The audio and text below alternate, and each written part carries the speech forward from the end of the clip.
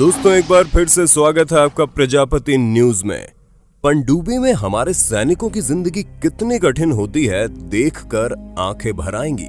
हम सभी ये बात बहुत अच्छे से जानते हैं कि हमारे देश के सैनिक हर समय चौकन्ने रहकर हमारे देश की सरहद पर सुरक्षा करते हैं ताकि किसी भी तरह की कोई हरकत ना हो सके, और वो अपनी जान का इतना बड़ा रिस्क सिर्फ और सिर्फ हम और आप जैसे लोगों के लिए लेते हैं। पर दोस्तों कुछ ऐसे भी सैनिक हैं जो थल और वायु की बजाय समुद्र की गहराइयों में देश की सुरक्षा में लगे रहते हैं, जहां उन्हें 24 घंटे कई महीनों तक पनडुब्बी के अंदर रहना पड़ता है। ऐसे में दोस्तों ये सफर कितना ज्यादा कठिन होता होगा, आप इसका अंदाजा खुद ही लगा लीजिए कि उन्हें बाहर की दुनिया से कोई मतलब ही नहीं है, उन्हें सिर्फ और सिर्फ पनडुब्बियों में रहना है। ऐसे में उनकी जिंदगी काफी कठिन हो जाती है, और कैसे वो देश की सुरक्षा के लिए इतनी कठिनाइयों से गुजरते हुए अपने आप को जिंदा रखते हैं। हमारी आज की इस वीडियो में मैं यानी आपका दोस्त विशाल प्रजापति आपको बताने वाला हूं, जिसे सुनने के बाद आप पूरी तरह से हैरान हो जाएंगे।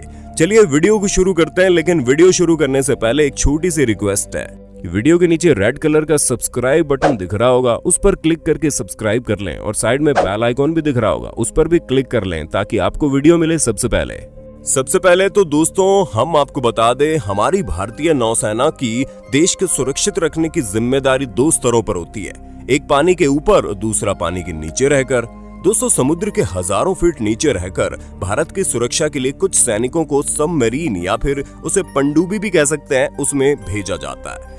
इस बात का निर्णय कि वो किस स्तर पर भारतीय नौसेना में अपना योगदान देंगे, वो सिर्फ और सिर्फ उनकी ट्रेनिंग, उनकी अपनी इच्छा और मेडिकल टेस्ट वगैरह पर डिपेंड करता है। ऐसे में आप समझ सकते हैं कि जो लोग बेस्ट होते हैं उन्हें ही पनडुब्बी में भेजा जाता है, क्योंकि पनडुब्बी में इनका जीवन काफी कठिन परिस्थितियों में गुजरता है। ऐसा हम आपको अपने मन से नहीं बता रहे, बल्कि खुद इस तरह के नौसेना में काम करने वाले सैनिकों के परिवार वालों ने बताया है कि जब वो किसी मिशन में जाते हैं तो परिवार वालों को ये तक पता नहीं रहता कि वो कहां और कितने दिन के लिए जा रहे हैं और कब वापस आएंगे, इसका भी इन्हें कोई भरोसा नहीं है। ऐसे में वो अपने दिल को हथेलियों पर रखकर उन्हें टाटा बाय बाय कहते हैं, और हर रोज ही उम्मीद करते हैं कि कब वो वापस आएं और उनके साथ वो खुशी के 2 पल बिता सकें।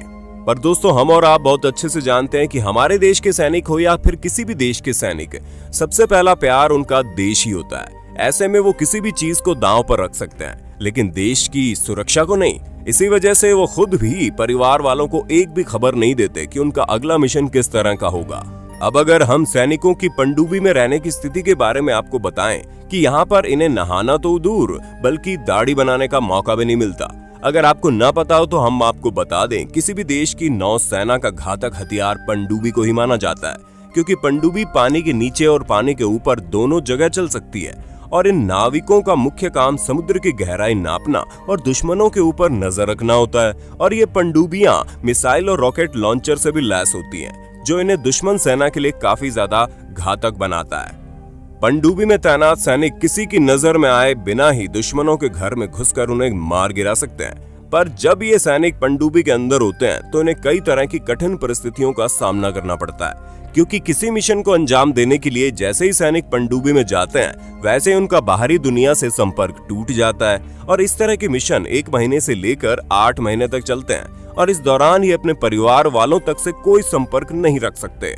और आपको ये जानकर बड़ी हैरानी होगी कि चारों तरफ से समुद्र से घिरे होने के बावजूद पनडुब्बी में रहने वाले सैनिक कई दिनों तक नहा नहीं पाते हैं, और कई बार ऐसा होता है कि मिशन खत्म होने के बाद ही पानी से बाहर आकर इन्हें नहाने का मौका मिलता है। और ऐसा सिर्फ और सिर्फ इसलिए होता है क्योंकि पनडुब्बी में पानी लिमिटेड मात्रा में होता है, जो पीने और खाने के लिए इस्तेमाल होता है। ऐसे में अगर सभी नहाने लगेंगे तो पानी की बहुत ज्यादा वेस्टेज होना शुरू हो जाएगी, और उसी चीज को बचाने के लिए उन्हें नहाने नहीं दिया जाता।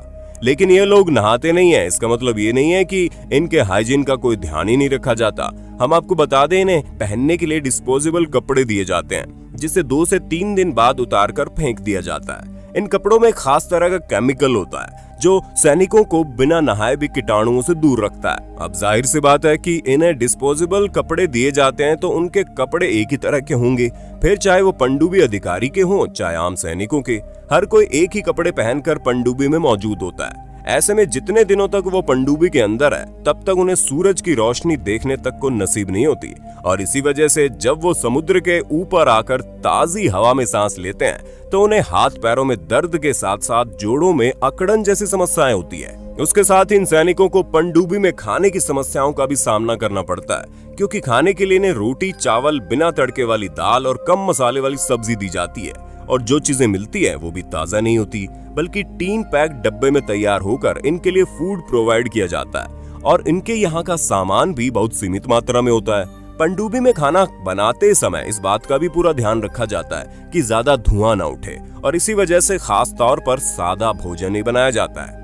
ऐसे में अगर मिशन तय समय से ज्यादा दिनों तक चलता है तो उन्हें पनडुब्बी में मौजूद खाने से ही काम चलाना पड़ता है। हालांकि हेल्थ की चिंता की कोई जरूरत नहीं है, क्योंकि जब पनडुब्बी समुद्र के अंदर होती है तो उनके साथ डॉक्टर और चिकित्सा का सारा सामान मौजूद होता है, ताकि किसी भी तरह की कोई परेशानी हो तो तुरंत इसका इलाज किया जा सके।